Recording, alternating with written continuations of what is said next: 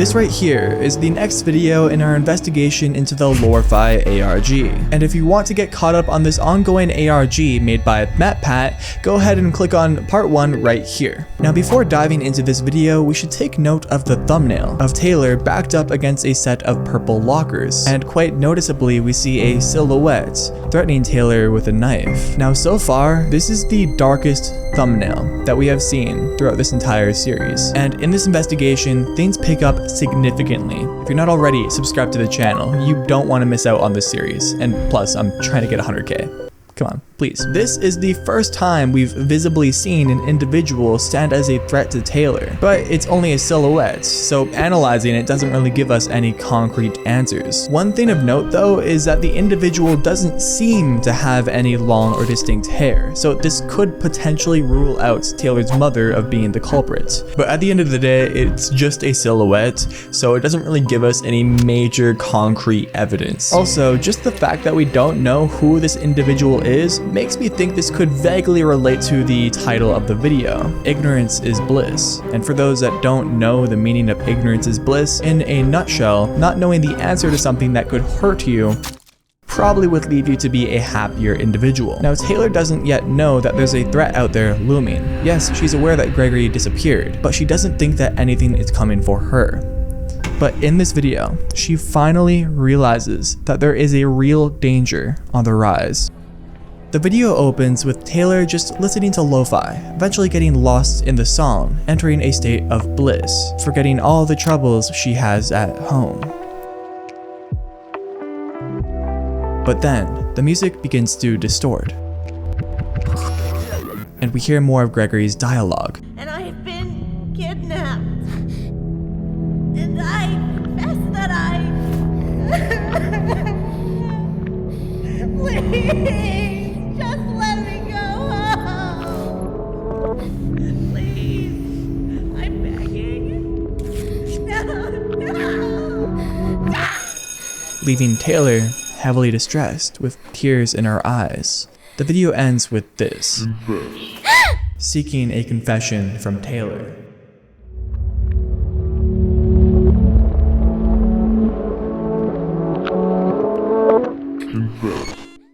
So this message is presumably from the hacker, and my theory on this is that this might be targeted due to Taylor pirating music online, and the hacker, whoever they may be, is seeking a confession from Taylor for her wrongdoings. We also hear that Gregory was being forced to make his own confession, but he didn't want to, instead pleading to the kidnapper to let him go. Clearly though, this didn't sit well with whoever abducted him, as we hear duct tape being unraveled at the end of the video. Please, I'm begging. No. Probably being used to cover his mouth. Now this means that Gregory also has done something to provoke the hacker, ultimately leading to his abduction, and Gregory possibly could have done something similar to what Taylor has done, pirating music. And I have been kidnapped, and I confess that Now there have been some speculations if what Taylor was hearing here was coming from her headphones, because other people were assuming that this dialogue just came from her mind, and I personally believe this audio was broadcasted from her headphones. The music seemed to distort and break down before the audio started playing, as if something was interfering with her iPod. No, not iPhone, iPod. This is 2005. I know, kind of weird. Now getting into the nitty-gritty details of this video, we can assume that Taylor is sitting down leaning against her locker, because we can see a drawing sticking out of the door, and we know Taylor likes to draw. We also see a couple butterflies behind her, relating to the butterfly effect from the last video. A very unsettling detail though is that behind Taylor we can see a sticky note of a very creepy looking silhouette, similar to the silhouette we've seen in Taylor's bedroom, sitting right above a photo of Taylor's father, watching her, almost as if she is unaware of it being there.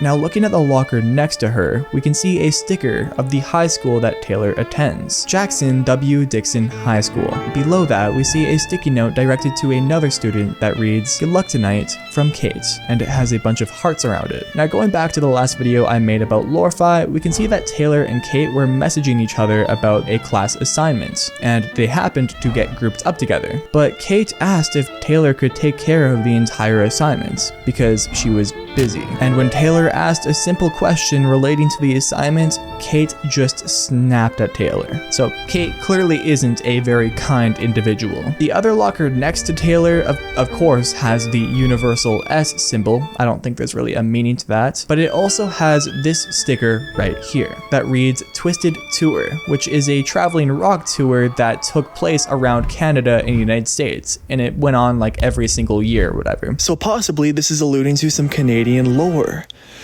Probably not, but it's possible. It's way too cool to be out here. Now, in the description of this video, it reads, "It's too bad it doesn't last long," probably referring to the title, Ignorance is Bliss. Going further down in the description, we can see a string of characters right here. Even lower in the description, we can see this right here, a list of hashtags, and at the end of this list, it reads base C844. Now, this is called a sulfa cipher, and also just big shout out to the investigators on the game theory docs. I couldn't do it without you guys, so thank you. Now, decoding everything gives us DuPage Cook Will. Why are we cooking Will? That was a terrible joke.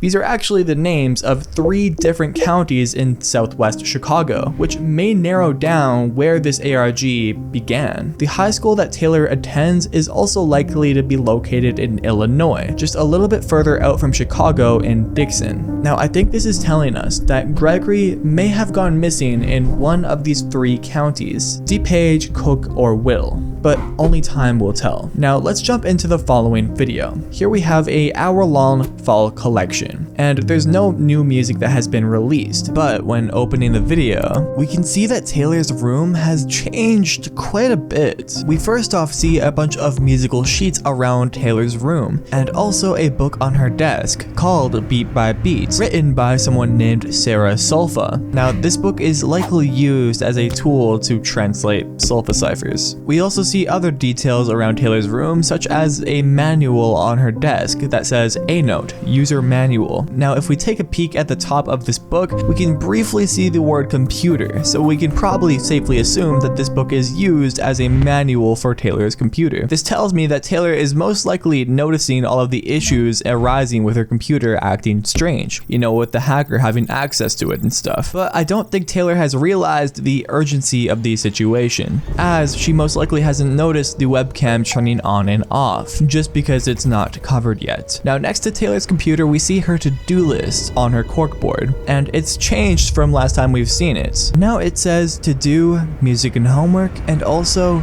backup computer. This probably means that Taylor does know that she has a virus. She is just yet to take action on it. We also see Morse code pinned on her corkboard, and below this, we can see a butterfly and a photo of Taylor and her friends that fell onto the floor.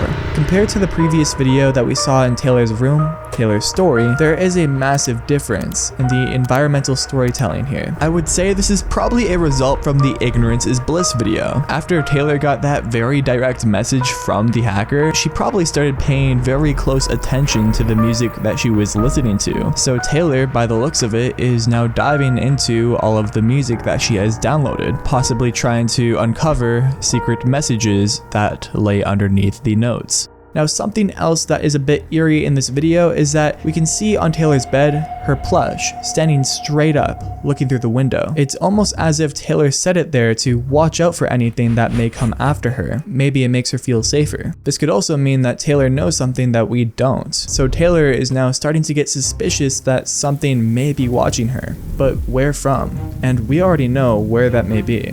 She just doesn't know it yet. Now, this may not be significant, and I don't know if I mentioned it in the last video, but in the very first video that we saw in Taylor's bedroom, there was a red car that slowly drove by Taylor's home. Now, what makes this even more disturbing is that in the fall collection, at 12 minutes and 18 seconds in the video, we can see through Taylor's window that it is very dark outside. Suddenly, we see a car pull up behind her fence, and a dark silhouette step out of the car. they shuffle around a little bit, and it seems like they try to get a look at Taylor's home. Needless to say, this is very creepy, and this very well could be the hacker in Taylor's computer.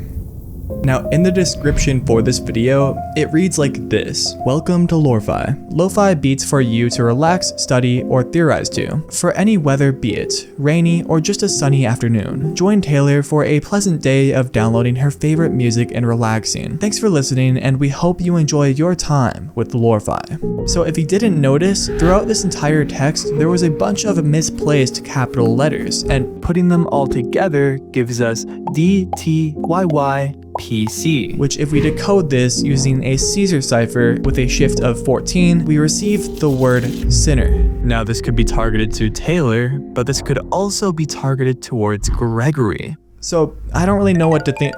Sorry, I'm getting a phone call. Hello? Hello, the live stream changed. The live stream changed? Yes, the live stream changed. Okay. Yes. Thank you. No problem.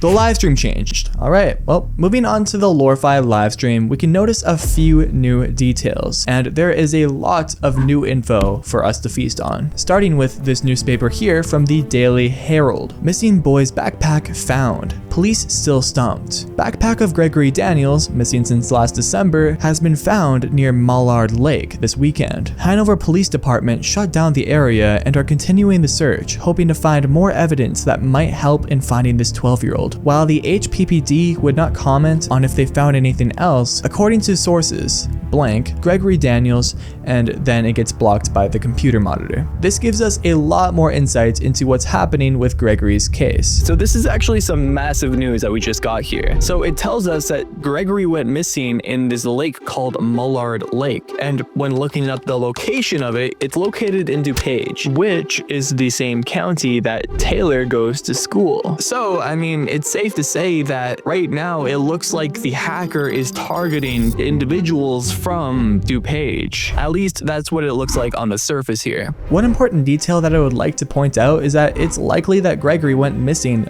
months ago, as it is stated that he went missing in the month of December. And well, when you look out Taylor's window, we don't see a fierce Chicago winter. We see a very bright and sunny neighborhood. So my bet is that it's likely summertime, potentially in the middle of June, but that part is just a guess. Now, in the live stream, compared to the last edition of Taylor's room, there is a lot of things that have changed. For one, Taylor's plushie is now knocked over, and her blinds are now more so closed. With this, Taylor has now covered her webcam with a sock, so this must mean that Taylor has noticed that something is watching her from her webcam. And it's clear to me that Taylor hasn't yet backed up her computer, mostly because it's the only thing on her to-do list. So that means that the hacker still has access to her PC. But thankfully, we can see that Taylor isn't just ignoring this, because we can see on her monitor this notification right here that indicates that she is actively backing up her hard drive. Now, the ignorance is bliss video, that clearly changed Taylor quite a bit in the direction she was going. It's become very obvious that ever since the ignorance is bliss video, as soon as she heard that audio from Gregory, she knew she had to do something. So that has now funneled Taylor into trying to dive more into her music so she can find more clues. Now, putting this all together, I actually think that Taylor might have a feeling that she might be next on the chopping block for this hacker. Just combining the fact that she heard that audio from the missing boy and it was clearly targeted, and also the fact that there is somebody watching her through her webcam. I mean, the image here is pretty clear. So Taylor is probably very scared for the fact that she might be next. It seems like day by day, the entire Gregory case just consumes Taylor's life more and more, with Taylor prioritizing her friends less and less, just letting old photographs of them together fall onto the floor, being replaced with newsletters and possible clues to find Gregory. Something else that I noticed about Taylor's corkboard is that the creepy figure that was hung above a photo of Taylor's father has been replaced with a sticky note written in Morse code. Now, decoding this gives us a bit.ly link to this YouTube video right here.